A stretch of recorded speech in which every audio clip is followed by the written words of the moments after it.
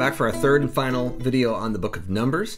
This is our third way of thinking about the title of the book, which also leads to a different structure or a different way of organizing the structure, and I think leads to a different message that we can gain from this book. So the name for this, Bamidbar, this is the Hebrew name for the book in the Jewish tradition. So if you go to a synagogue and you say, I want to read from Bamidbar in the wilderness, then you'll receive this book, or somebody will open the scroll to Numbers for you to read, Bamidbar. So in the wilderness is that name, because it's one of the first words that occurs in the book. This is the way the Torah books are named. But also, Bamidbar names the place where much of the action of this book takes. In fact, all of it, right? They're on the edges of other places sometimes, but really this is a book about being in the wilderness, about moving around in the middle of the wilderness. It's an itinerary in one way of thinking about it. This, by the way, is how they're said to be organized according to the book of Numbers, and then move together through the wilderness with the tabernacle at the center and the Levitical groups in the center as well, the priestly groups, and then on the outside you see the different tribes arrayed, the 12 tribes. So in any event, this is the kind of way that they're said to organize, and you can see the cloud of pillar. The pillar of cloud that, like Numbers 9 talks about, that would be at the tent of meeting. But you do have this dissension between different sources about the tent of meeting being at the center, that's P, or being at the margins of the camp, and that's the J tradition. So in any event, this travelogue or itinerary structure gets us to think about being on the move and the ways that people, communities even, are on the move, and how moving between one thing and another thing, or one place and another place, or one structure and another structure, one name and another name, moving between spots of stability are these spots of flux or change or transformation, which are often difficult spaces to be in. The wilderness was a scary space, a terrible space in the ancient world. Any god found in the wilderness would be understood to be a demon by people in the ancient world. Any group of people wandering in the wilderness was very suspect, because why were they in the wilderness? Why were they going around like this? Do they like it out there? Are they little demon people? Are they? This would have been the assumption of peoples in places like Egypt or in places like Canaan, where they had very old cities, and if you sort of, in their minds, belonged there, you would live in a city, or you would live in a town, or you'd be associated with some kind of old farmland. But then you get these nomadic people wandering around in marginal areas, and that gets really scary really quick to a lot of these folk. So these wilderness spaces are terrifying, like the 40 days of Jesus in the wilderness, but they're also places of clarity or learning, development, often places sometimes where God meets you. So, Jesus is in the wilderness, but also Satan is in the wilderness. So this is they're these kind of, it's a fascinating thing to see and to think about in our lives. Times of true growth are often times that are characterized as wilderness spaces in our lives. Sometimes you don't even realize how much you're growing until you kind of move out of one of those. All to say, though, this kind of temporal moving is the idea is that God is with us on our journey. That we are on a journey, number one. We're not where we're supposed to be right now, and we'll never actually be where we're supposed to be. The whole book of Numbers takes place in the wilderness, on the move.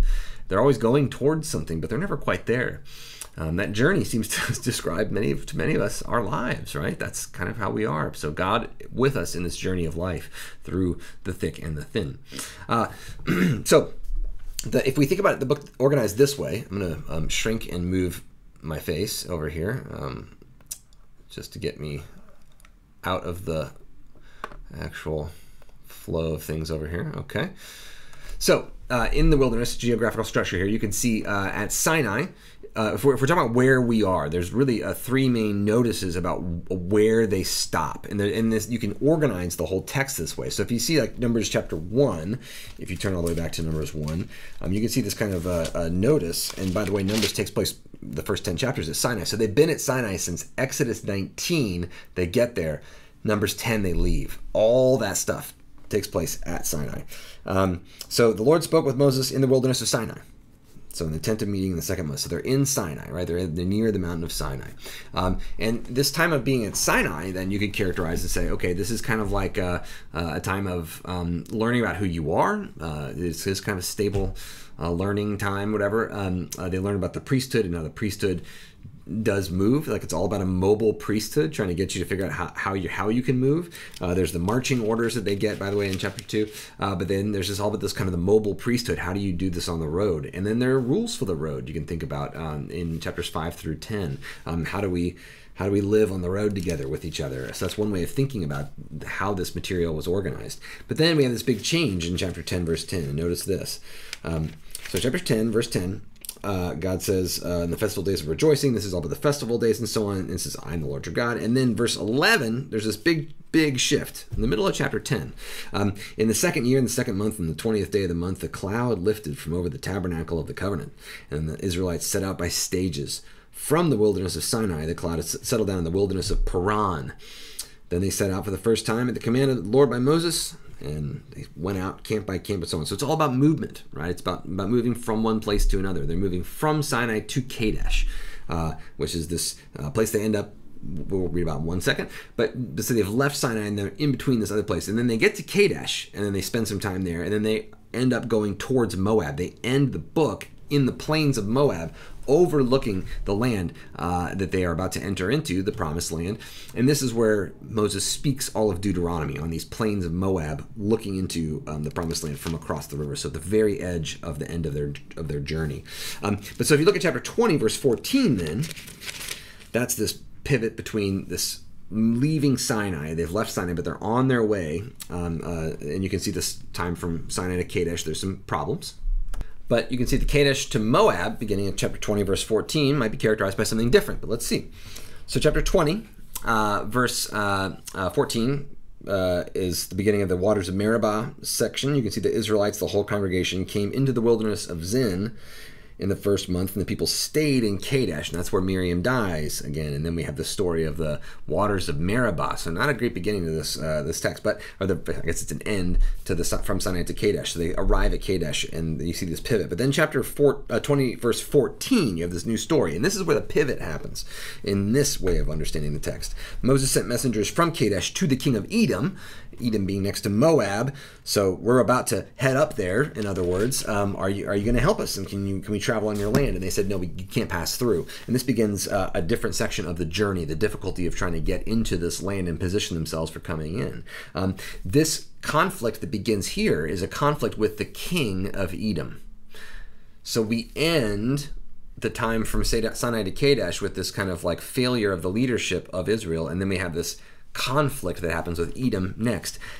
This is actually, I think, kind of helps us to characterize these different crises, right?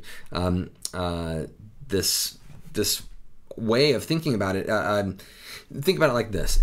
Exodus chapter 3, verse 7, it seems to assume that the people are going to like leave the mountain of Sinai and they're just going to go right into the promised land. That was the goal. That was the idea, right? But instead this book is a journey that emerges out of failure, and really an internal failure, a failure of the people. And so that failure of the people within themselves, their failure towards each other, about how to treat each other, their failure in their relationship to God, and their failure of really responding to internal conflicts, like the Korah rebellion, but also the rebellion after the spying. That is when the people said, no, we don't want to go into this land because it's too scary, we don't believe in God, we don't believe in each other, and so on. The revolt of Aaron and Miriam, in which there's Moses' leadership is questioned, and then Moses' actual failure and Aaron's failure of leadership kind of rounding off this story, right? So from chapters 10 till 20, there are some parts that are all about movement. So the moving of the ark in chapter 10, verse 35 is a really interesting bit. You know, there is so much stuff about movement in these chapters, but at the same time, there's a consistency of threats, that all these threats to the people are occurring from inside the community. The people themselves are complaining against God, are complaining against their leaders themselves are failing, and so on. The people themselves are fighting with one another or not believing in each other, and certainly not believing in God. This inside conflict centers on the person of Moses, and really on a victory of distrust over trust. The failure of trust. These issues of leadership, about trust, These are all the focus of this kind of internal conflict that you can see. Now, starting with chapter 20, verse 14, you can see that they start this movement towards a new place, toward the promised land, and they're moving from Kadesh to Moab. And if you look at it that way, then you think, okay, well, the first thing that they're going to do is fight against this king of Edom, and then they're going to have King Sihon and King Og that they got to deal with, and then they have Balak of Moab, this foreign king who's going to try to use Balaam to try to get them, right? And the Balaam thing is all about the kind of insider-outsider issues. This outsider is trying to curse in the name of Yahweh, but he ends up blessing it, all this stuff. So this then they have the problem with the Moabites at Peor, Baal Peor, and then they have trouble in Midian, and then they have the actual conquest of the Transjordan and so on. If you look at this, then you say, okay, what all of these stories are actually about conflict that's happening between the Israelites themselves and others. So the conflicts of chapters 10 through 20 were conflicts that were about the internal construction of the community. Chapters 20 through 36 are all about conflicts that are happening outside, right? Between Israel and their enemies, especially the people of the Transjordan, the eastern side of the Jordan, the Moabites and Edomites, the people who live in the area of Gilead and so on. So this is one of the things that you can take away from this is to think, about this internal challenging, the internal issue in chapters 10 through 20. One of the questions is, how do you actually handle internal questions about leadership? I mean, how do we handle those? We don't want to have no faith in leadership, but we also want to not encourage people to blindly follow leadership, right? We don't want to encourage people to not think and ask questions, and we want people to be critical of their leadership to a degree, but we also don't want people to seek to undermine their leadership that God has provided, simply to undermine them. So, where is that these challenges to leadership are important, and there's not just one answer to all these things. Moses does fail in chapter 20, and God judges Moses there. So there's a question about what happens. How do we do this in the best way? How do we handle these situations? Numbers seems to give us both positive and negative views of different ways of handling this kind of internal conflict. And then we shift to this external conflict, and we get this question of, how do we deal with these external conflicts well? And how do we deal with each other when faced with an external conflict? Those challenges from outside. I also just want to say, there's some interesting stuff that happens in this chapter here. I'll move my head again down over here.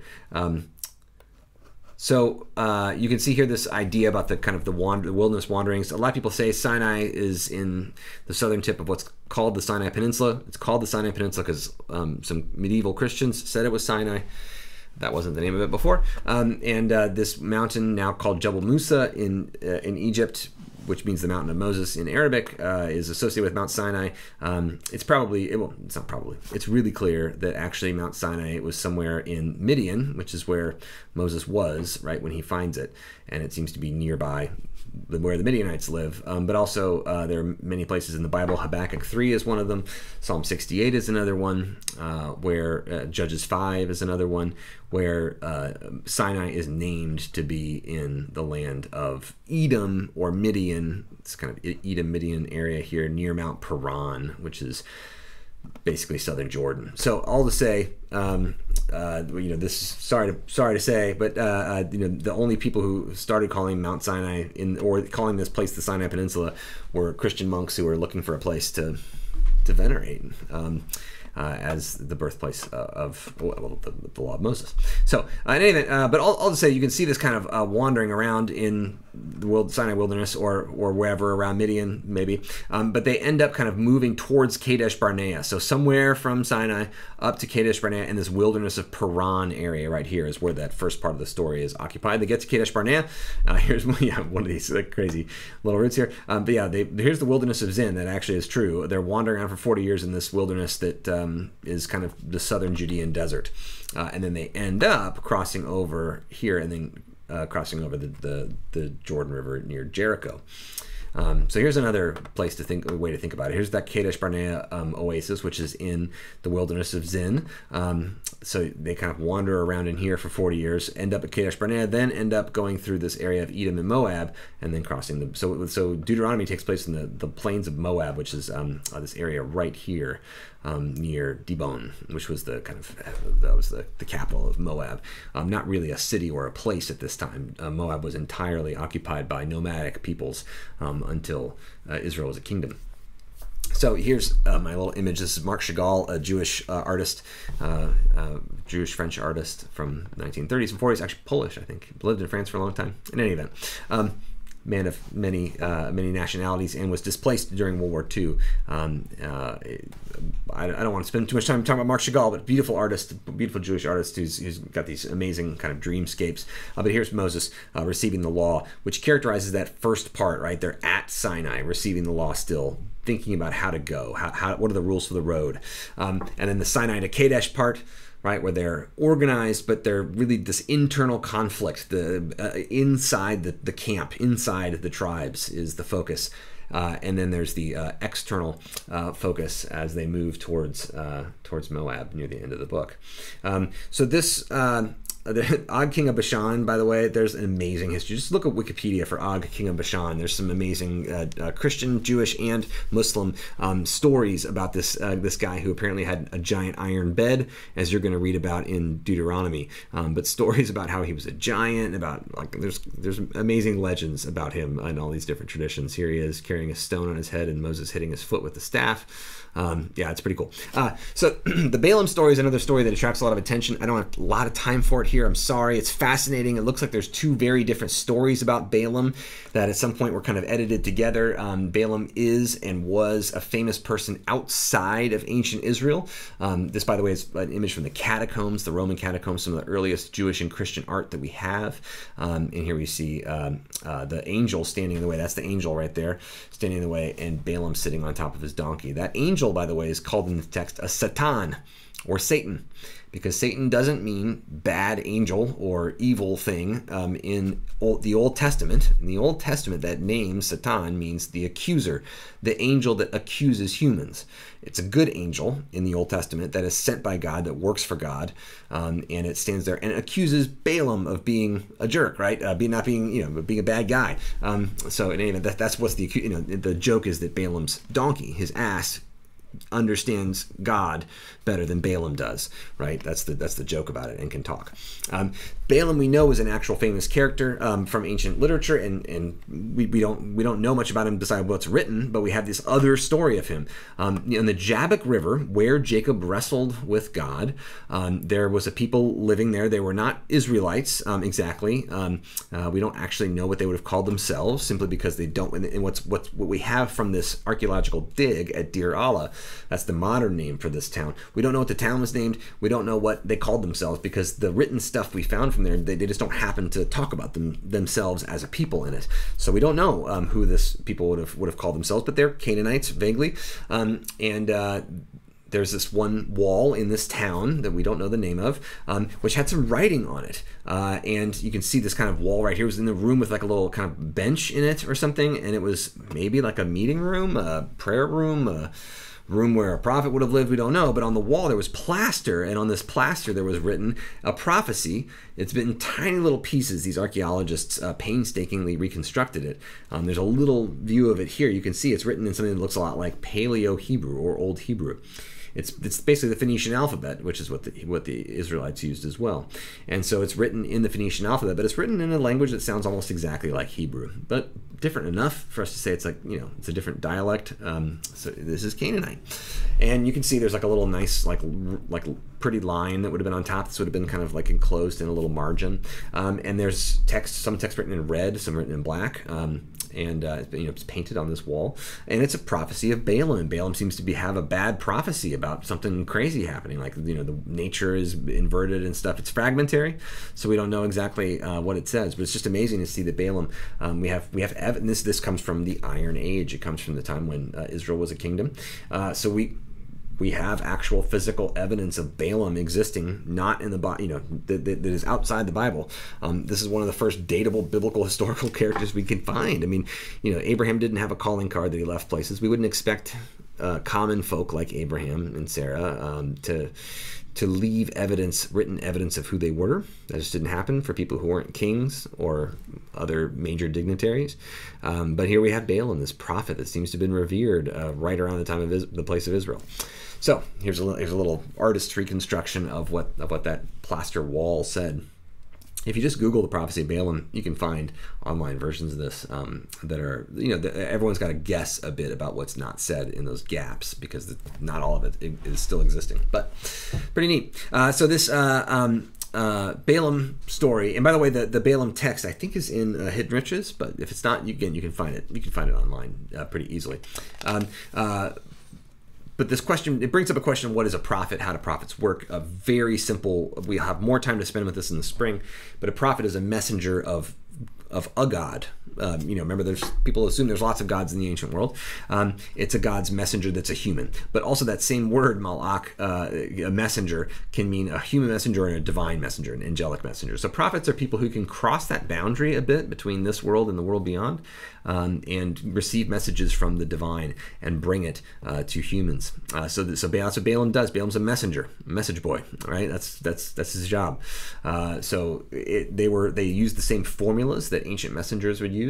So a messenger of King David would say, "Thus says King David," and then give the message orally, and then end it by saying, "Thus says David," so you'd know that. So when a prophet says, "Thus says the Lord," that's what they're doing. They're using the messenger formula. That's how all messengers talked in the ancient world.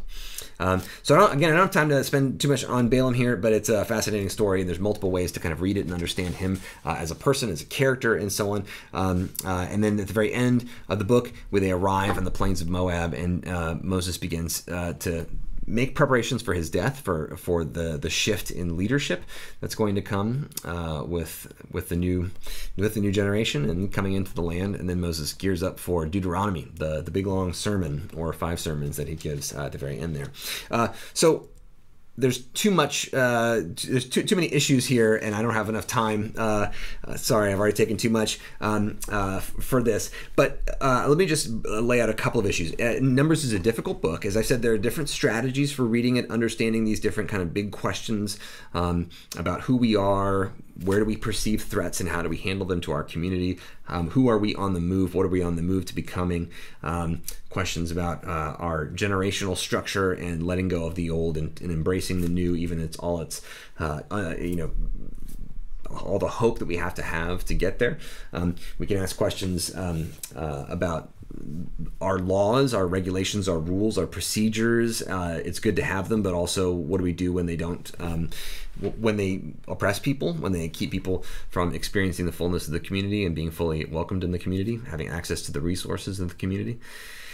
There's a lot of things for us to think about with all of this, right? But there's also some other big issues. That is that Numbers is a book that clearly has, from the beginning to the end, is exploring issues and difficulties in the division of genders and ethnicities, the differences that Israel finds within its own community, but also in tension with outside communities. So this book can be a book that is often understood and experienced as difficult by women readers, and I understand why. The issue of Miriam's leprosy, when Miriam and Aaron are both judged in Numbers 12, Miriam is judged more harshly than Aaron is. She receives this leprosy condition, this unclean skin condition, and Aaron doesn't. You can read that different ways to say that this text actually treats Miriam as a threat, and Aaron really is not. That is that Miriam's the leader of this group. That's why she's singled out. At the same time, it does seem to be a bit unfair and divided in terms of gender. In chapter 5, there's this difficult text where there's kind of this potion that's made with, like, if a man is convinced that his wife has had an affair, there's this provision where he's supposed to write out what he thinks happened. It gets crushed up. The priest crushes it up, puts some of it in water, and the woman has to drink it. And basically, if she if her uterus falls out of her body, then as a result of drinking the crushed up writing, then that proves that she has committed adultery. But if she doesn't, then she's fine. And it's kind of, some readers have pointed out that this means, because crushed up ink doesn't cause uteruses to fall out of bodies, at least from it that anyone's ever seen in the history of medicine, right? This does not seem to be a condition that happens. So this would have effectively nullified any claims of infidelity from husbands in practice. But then other readers point out and say that may be true, but this text still sets it up that women, not men, are the ones that are signaled out as potentially being unfaithful, and there's no provision for women to call men on being unfaithful in that text. This sets up men as being kind of the owners or possessors of women in these relationships. This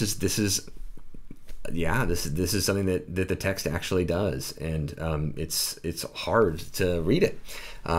We also can put this in conversation with texts like the Daughters of Zelophehad, which say, well, then when we feel uncomfortable reading about things like that, then we have the power, the authority, the responsibility even that's been given to us to speak up about it, and to bring the issue to God and to the leaders of our communities and to each other in the assembly. The Daughters of Zelophehad say this to everyone who's there, and to ask, is this right? Is this good? Is this true? Is this who we are?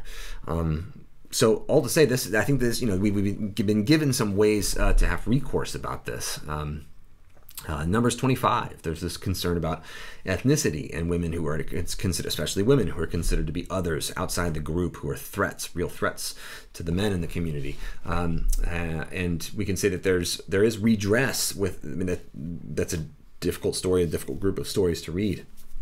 There is redress in other parts of the Bible too, like I pointed out with Isaiah 56, that tells us, don't you dare put these people outside of the temple and tell them they're not welcome or not allowed in our community. But we can also see books like Ruth, which Numbers is full of hatred towards Moabite women. And Ruth is a book that entirely is written to say that if it weren't for Moabite women, then there'd be no King David, the most Israelite of Israelites, right? So the core of Israel's identity as it perceives itself, the core of Judahite identity, the person who's associated with Jerusalem more closely than anyone else in all of history. I guess David and Jesus are number one and number two, tied there somewhere, But David, right? There's no David without Ruth, and in fact, according to Matthew, there's no Jesus without Ruth, right? That is, our lives depend upon a Moabite woman.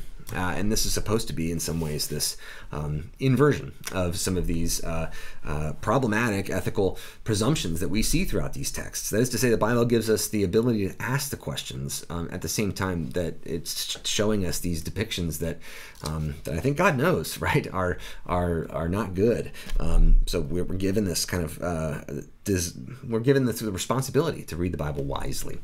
So anyway, that's just one thing. One thing that's important to me about these texts is to admit they're there, right? Admit they exist. Ask questions. Phyllis Tribble, who's a great biblical interpreter, she said that some of these stories exist. These problematic, difficult stories exist in order for us to redeem the time, is what she calls it. But the idea is, we are often also given these stories or other texts that give us the how do we put it? The ability. They give us the things we need to read against those texts that are death dealing in some ways. So this idea that like the stories that are traumatic exist in the Bible because we shouldn't ever forget about these.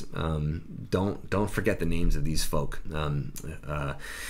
We're going to come to some of these texts of terror, as Phil Stribble calls them, which I agree that they are terrifying, in the book of Judges. So when we get to the book of Judges, we're going to read these traumatic stories. And so people ask, why do these stories exist like this? And what Phyllis Tribble would say is they exist to memorialize the voices of these people who have been abused or have been oppressed or who have been unjustly, horribly treated, and that it exists not just to make us sad or feel empathy, but it exists so that we can be sparked to act in our own day, redeem the time, in other words. So another issue is violence. There are texts that are full of violence in the book of Numbers. God's anger is addressed in the text too. These are, just want to name these important theological conversations, and to help you know, we will deal with these. The issue of divine violence, God's violence, and God asking humans to commit violence, that's going to be the focus of an entire day when we talk about the book of Joshua and the concept of holy war. we can see some of this kind of violence and genocide. Just to say, the book of Numbers is not the last word when it comes to violence and death and trauma. It admits those things exist. It gives us some ways to counter-read or to read against those principles. It shows us some deeper principles that God asks us to have faith in, but it is a difficult book. Another issue is God's character. God gets really angry. We are going to see more about this. I'll talk about this, in fact, more next week when we talk about Deuteronomy. We'll talk about this with Holy War. But I just want to name that God gets angry. Now, you could say this is the Old Testament God getting angry, and the New Testament God is all, lollipops and sunshine and unicorns and rainbows, and it's just a beautiful New Testament. And then the Old Testament is just wrath and destruction and anger and death, right? The problem is that's not the case. God gets angry in the Old Testament, and God gets angry in the New Testament. The question is, what is God getting angry at? And that's one of the things that we'll explore later too. But I do just want to name that I see these issues in these texts, and I hope you do too, and I hope we aren't shy about naming them because they're there. A lot of times we're trained as Christians to ignore all of the things that would be uncomfortable to say about one of our parents, right? You don't want to say anything about God that would make God look uncomfortable or make God look bad, right? You don't want to show God up. You don't want to ask that question, right? The thing I think I see in the whole Bible is that God is big enough to take these questions. God, in fact, appreciates them, likes them. God appreciates it when you say your honest truth to God. God appreciates it when you ask the questions and point things out. Just like when God said, I want to get rid of these people in Numbers 14, and Moses said, no, you don't, because you're the kind of God that loves people and that has incredible patience with them, right? And God says, okay. Yeah. So all to say, naming who God is, even when God seems to not be acting that way, is an important biblical tradition. Sometimes God doesn't act as God should, is what the text tells us. I mean, in a larger theological sense, maybe the text is just telling us that way because it makes sense to us. That's called accommodation, this biblical doctrine that John Calvin and other reformers have given us. It's one way to think about it. But however you think about this, the issue is that sometimes God needs to be reminded of how to act, and Moses is not scared to do that. And you are told, daughters of Zelophehad are given an example too. You are told to raise your voice, demand that God be the kind of God that you praise. So we end this story with them thinking about the abundant life. What is an abundant life? How does it work? Who has access to it? Who gets these resources? How are we constructed as an organization? How do we divide ourselves up? How do we census ourselves? How do we engage ourselves into the search for the new, the quest for the new and beyond? We end the story with them on the plains of Moab overlooking the promised land, which is where we turn next when Professor Yoder introduces the book of Deuteronomy. See you then.